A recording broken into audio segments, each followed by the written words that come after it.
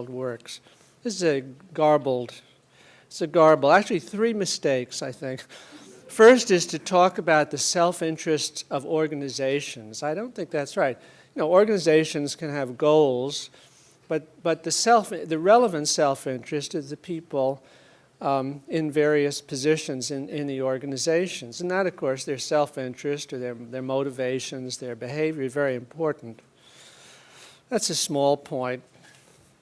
The second were such as they were best capable of protecting their own shareholders and their equity in the firms.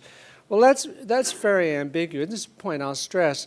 It's not obvious because a firm or an entire industry goes broke that the businessmen were failing to protect their shareholders, because every business has a positive risk of bankruptcy, and no business will conduct itself or will be permitted by the market really to conduct itself so safely as to have a zero risk of bankruptcy. So there are rational risks of bankruptcy and irrational.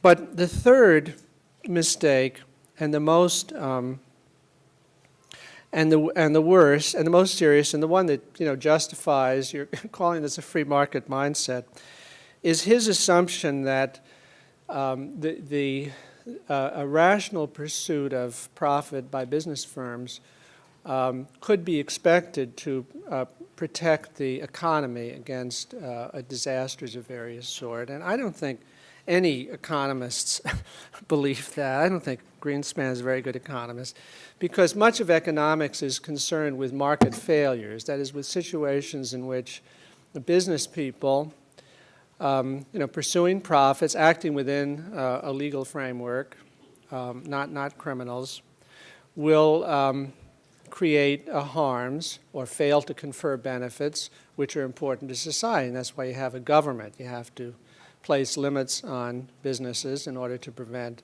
well, the sort of thing that has happened. Now, the reaction of the media and of Congress has been that the cause of this depression that we're in is the greed and stupidity and recklessness of bankers, and that I think is wrong, and deflects our attention from what ought to be the real concern. If you think about it. Certainly people go into business will generally, sometimes they just go in because they're interested in it or they have no good alternatives, but usually money is an important part of their motivation. But it's not a great formula for getting rich to hire stupid people, pay them very high salaries, and then go broke, right? That can't be right. And in fact, the people who were hired by Wall Street in its heyday, now in collapse, were generally very smart. The career tracks for Harvard PhDs in physics until a few months ago, there were two alternatives. One was to become an academic physicist. The other was to go to work for Wall Street. So Wall Street was very eager to hire PhDs in physics because of their terrific mathematical skills, because modern banking places great emphasis on quantitative models of risk in order to try to avoid bankruptcy, actually. But banking is an inherently very risky business. The essence of banking, and I'm using banking in a broad sense, would include hedge funds, would include any kind of financial intermediation, but the essence of it is that your capital is borrowed capital. You've borrowed your capital, now you lend it, and your hope is that the spread between the interest rate that you pay the people you borrow from and the interest rate you charge the people you lend to will cover your expenses and provide a profit for the shareholders. But the problem is that the only way you get the spread, the only way you're able to charge a higher interest rate to your borrowers than you're paying to the people who've lent you your capital, is by taking risk, because it's risk that is the primary component of a high interest rate. And risk is really a cost. It's not gravy. And so in order to thrive in banking, you have to be able to diversify risk, or you have to be very shrewd in identifying borrowers who are below average in risk and the market hasn't noticed it and so on. Or as was mentioned by Professor Bartlett, maybe have kind of a personal relationship with the borrower that you know a lot about this person that isn't reflected in just the statistics of creditworthiness. But it is risky. It is a risky business, and if you don't take these risks, you're not going to be successful in banking. And this is a Darwinian system business.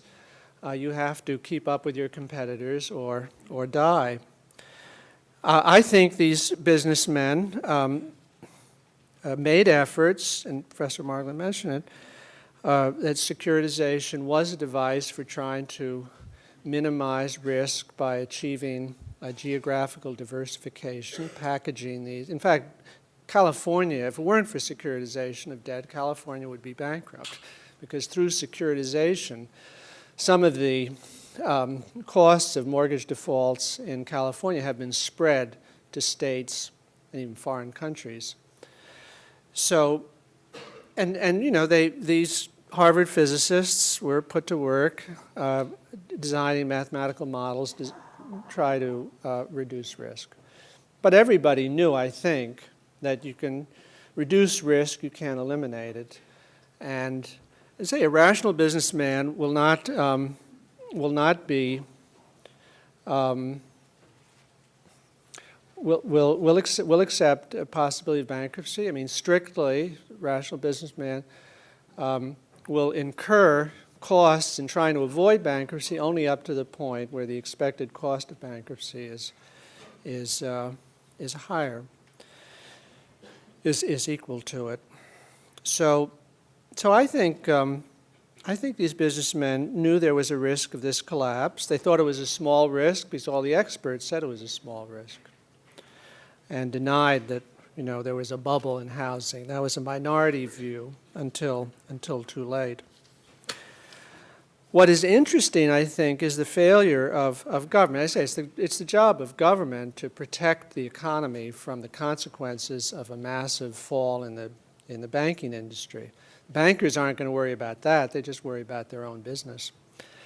And why it failed is interesting, and it ties up with the concerns that you've expressed about economists, because it is a failure to a large extent of economists. The people who run government economic policy are primarily economists. Greenspan was an economist, though not an academic. And Bernanke, who's been chairman of the Federal Reserve since the beginning of 2006, is not only a very respected academic economist from Princeton, but he is the leading economic student of the Great Depression of the 1930s. So his failure and that of the economics profession generally to have anticipated and made provision for avoiding such a disaster and for getting us out of it is pretty astonishing. And I was very surprised. And I'm very interested in the reasons why for this failure. Some of them, I think, are not really peculiar to economics or to social science, and that is there's a long history of failing to anticipate surprise attacks. And I think the reasons for these consistent failures, whether it's Pearl Harbor, whether it's 9/11, are systemic reasons, because in all of these cases, after the surprise attack or the surprise depression, surprise collapse of the banking industry last September, one finds that there are many warning signs, warning signals going back years, and they're disregarded. The Economist magazine, English magazine, in 2002 said that the United States had a housing bubble, and that when this bubble burst, it would